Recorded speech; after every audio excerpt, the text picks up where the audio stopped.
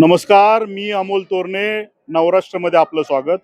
आपण या ठिकाणी संत तुकाराम महाराज पालखी सोहळ्याचं आगमन या बारामती शहरामध्ये दाखल झालेलं आहे.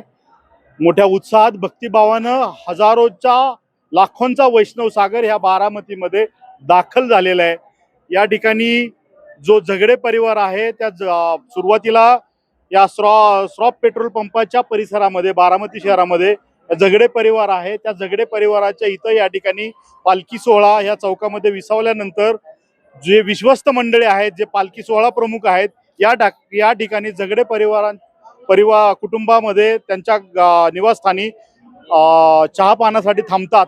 आणि खऱ्या अर्थानं जे सुरुवातीपासून संत तुकोबारायांचा जो पालखी सोहळा ओढण्याचं काम जे आहे, तो मान ही जी सर्जा राजाची जी जोडी आहे, देहू संस्थांची ही बैलजोडी आहे. अत्यंत देखणी पांढरी शुभ्र अशी बैलजोडी आहे. खऱ्या अर्थानं एखाद्या कुटुंबातील सदस्याला ज्या पद्धतीनं जपतात त्या पद्धतीनं खऱ्या अर्थानं हे जे देहू संस्थांचे जे सेवेकरी आहेत, ते सेवेकरी या ठिकाणी जो हिरवा चारा त्या ठिकाणी देऊन त्या ठिकाणी जपतात. खऱ्या अर्थानं ह्या बैलजोडीचं वैशिष्ट्य जे आहे ते या ठिकाणी बैलजोडीची काळजी घेणारी या ठिकाणी काही देहू संस्थांचे जे कार्यकर्ते आहेत, ते कार्यकर्ते आपल्याला ही माहिती देणार आहेत. खऱ्या अर्थानं ज्यावेळेस पालखी सोहळा या ठिकाणी थांबला जातो, त्या ठिकाणी भक्तिभावानं या बैलजोडीला चरण स्पर्श करण्यासाठी किंवा त्यांना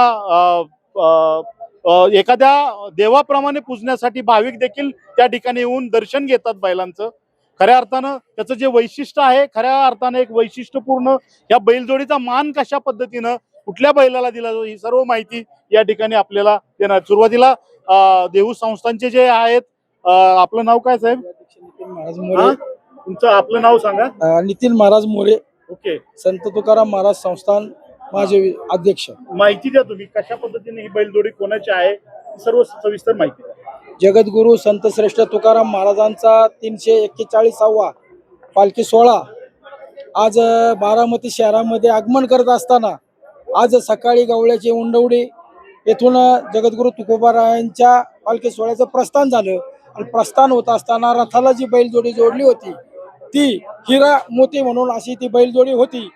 ती आता बऱ्हाणपूर या ठिकाणी त्यांना आम्ही बदललं आणि त्याच्यानंतर आता हिरा आणि मोती, सर्जा आणि राजा ही बैलजोडी आता बारामती शहरातनं जगद्गुरु तुकोबारायांचा रथ रोज सकाळच्या सत्रात आणि दुपारच्या सत्रात बैलजोडी बदलली जाते. दोन्ही सत्रामध्ये दोन वेगवेगळे बैलजोडी या ठिकाणी लावली जाते. काय बैलांचं या वैशिष्ट्य काय, खिलार जातीचे बैल आहेत, वैशिष्ट्य काय?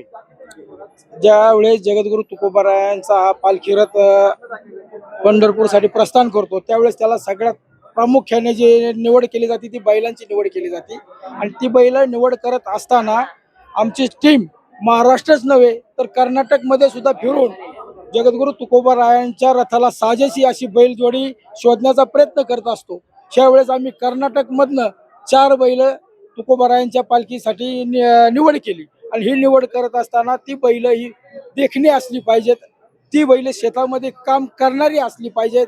आणि ते पाहत असताना बैलाच्या नख्या, बैलाचं शेपूट, बैलाचं वचन या सगळ्या गोष्टी पाहत असताना त्या बैलाला प्रत्यक्ष हात लावून अगदी बैलांच्या खालनं म्हटलं तरी आम्ही जाऊन पाहतो की या बैलाला कुठं काय प्रॉब्लेम आहे का, हा मार्का आहे का. कारण लाखो समाजामध्ये हा बैल आपल्याला घेऊन जायचा असतो. आणि ह्या वर्षी कर्नाटकमध्ये फिरून या 4 बैलांची आम्ही निवड केलेली आहे. कर्नाटकवरून ही बैलजोडी तुम्ही खरेदी केलेली आहे, कधी केलेली आहे खरेदी? या बैलजोडीला खरेदी करून 1 महिना झालेला आहे. देहूला आल्याच्या नंतर या बैलांना पुन्हा एकदा शेतामध्ये आम्ही त्याचा ऊसामध्ये इकडे तिकडे वापर करून पाहतो. आणि त्याच्यामध्ये जर काय अडचण असेल तर ऐन वेळेस आम्हाला बैल बदलावा सुद्धा लागतो. पण यावेळेस आरोग्य खात्याची जे लोक असतात त्यांनी या बैलाची तपासणी केलेली आहे. रोज त्यांची आरोग्य तपासणी केली जाते आणि प्रत्येक टप्प्याला बैल बदलण्याचा आम्ही प्रयत्न करतो. आमच्याबरोबर 6 बैल आहेत, त्यातली 2 बैल रथासाठी असतात आणि 2 बैल चौघड्यासाठी असतात.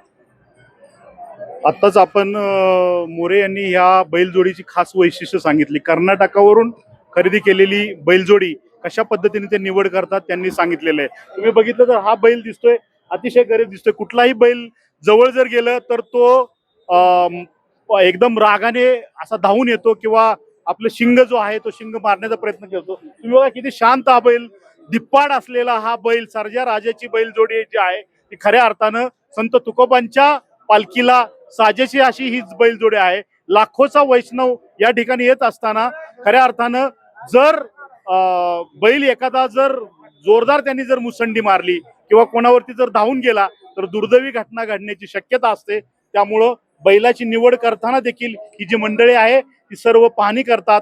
ते मगाशीच त्यांनी सांगितलं की बैलाच्या जवळ जाऊन आम्ही एकदम पायाच्या खालून जातो की बैल कशा पद्धतीचा आहे, तो मारतोय का किंवा धावून जातोय का, अशी सर्व तपासणी करून वैद्यकीय तपासणी देखील बैलाची केली जाते आणि त्यानंतरच या बैलाची निवड ह्या संत तुकोबारायांच्या पालखी सोहळ्यासाठी केली जाते.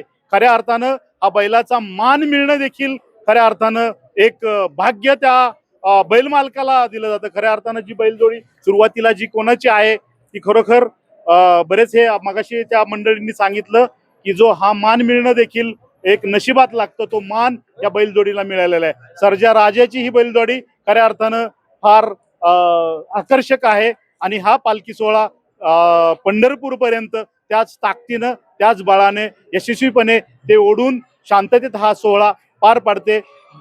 आताच आपण या मंडळींकडून सर्व माहिती घेतली. धन्यवाद. अमोल तोरणे, नवराष्ट्र, बारामती.